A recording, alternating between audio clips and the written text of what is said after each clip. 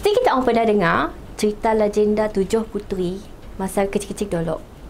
Kita orang tahu sih yang legenda 7 puteri tu sebenarnya ada di seluruh tempat. Mostly ada dekat Sabah juga, ada dekat Semenanjung pun ada, but si pastilah dekat sini.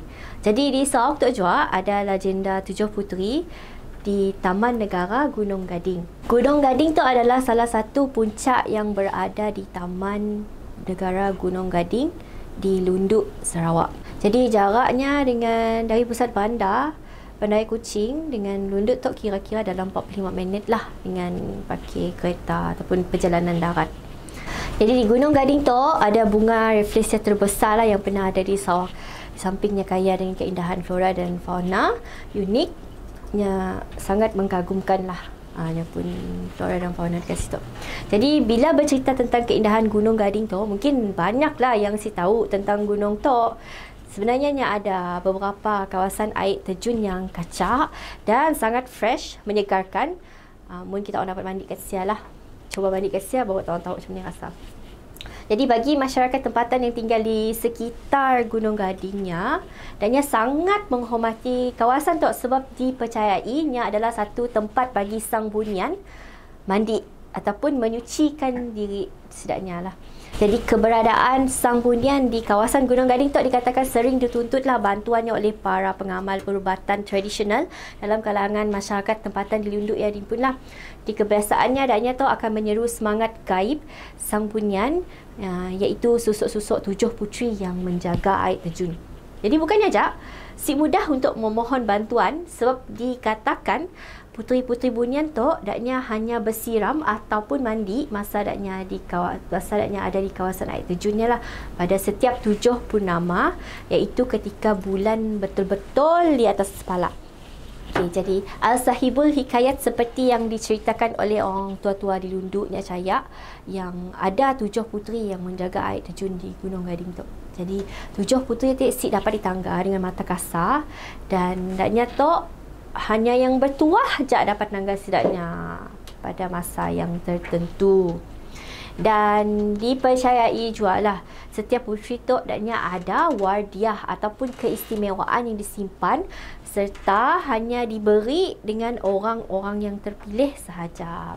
Jadi air terjun level pertama yang dijaga oleh si puteri putih yang perwatakannya seorang puteri yang lemah lembut. Nya juga adalah anak bongsu daripada puteri bongsu daripada 7 puteri tu lah. Jadi digambarkannya seorang puteri yang cantik, dia pun susuk tubuh pun sangat menawan. Jadi ikut ceritanya lah puteri bongsu tu hampir bertunang dengan jejaka tempatan kat sialah disebabkan perbezaan dunia nyata dan gaib, makanya si jadi. Okey, so sang Raja Langit, bapak kepada 7 puteri tu menghalanglah perhubungan tu sebab Samatara. Jadi puteri bongsu tu diperintahkan untuk pulang ke kayangan, balik ke kayangan lah. Air terjun kedua, ketiga dan keempat dijaga oleh 3 puteri. Ketiga-tiga sidaknya tu digambarkan sebagai puteri-puteri yang bersifat tegas lah. Sebab taknya 3 tu adalah penjaga gunung yang ada wardiah yang semua pengawal perubatan tradisional mahu memilikinya sebab wardiah tu boleh menyembuhkan segala penyakit di dunia.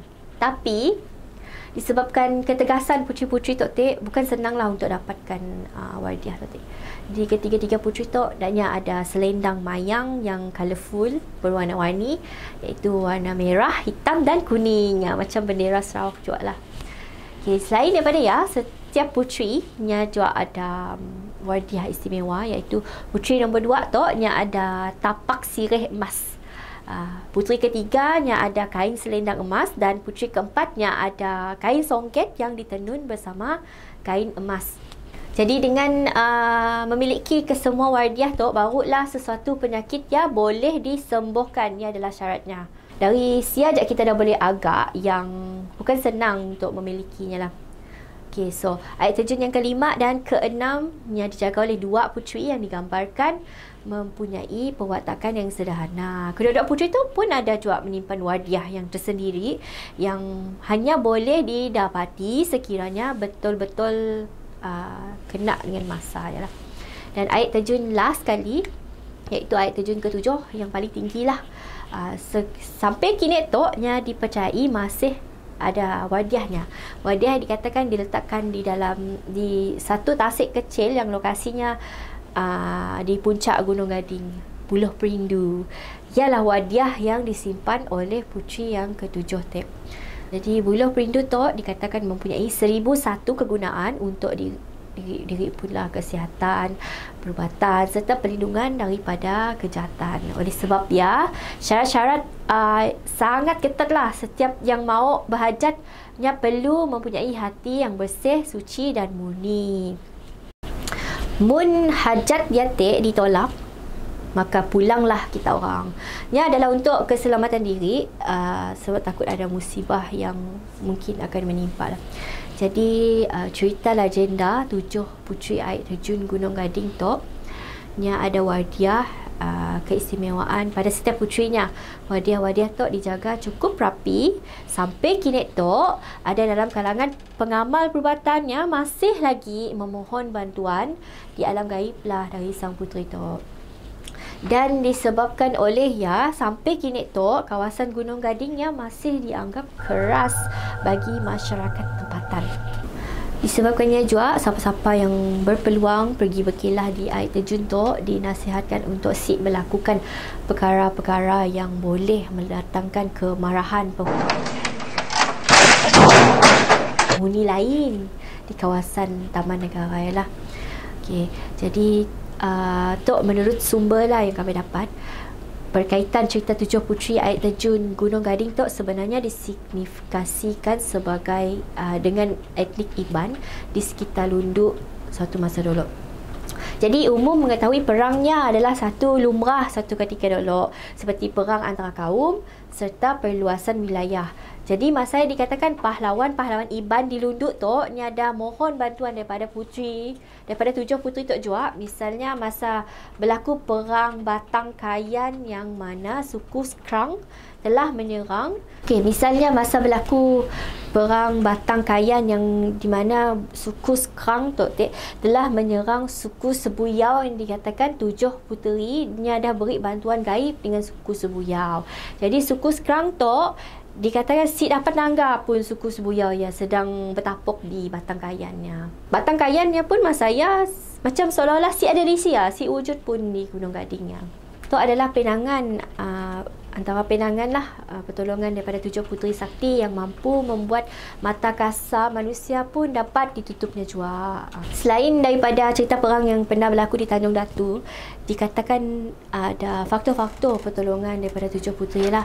Jadi satu masa dulu saya etnik Kayan tu dah standby untuk menyerang masyarakat Tanjung Datu. Tapi hajatnya sampai untuk memperluaskan kuasa adanya sampai ke Tanjung Datu lah, sebab secara tiba-tiba aja adanya ada dapat musibah masa on the way ke Tanjung Datu. Gunung Gading tu sebenarnya bukan kaya dengan keindahan flora dan fauna, tapi nya juga kaya dengan sastra rakyat yang masih diwar-warkan untuk generasi Sarawak lah, sebab kurangnya pendedahan.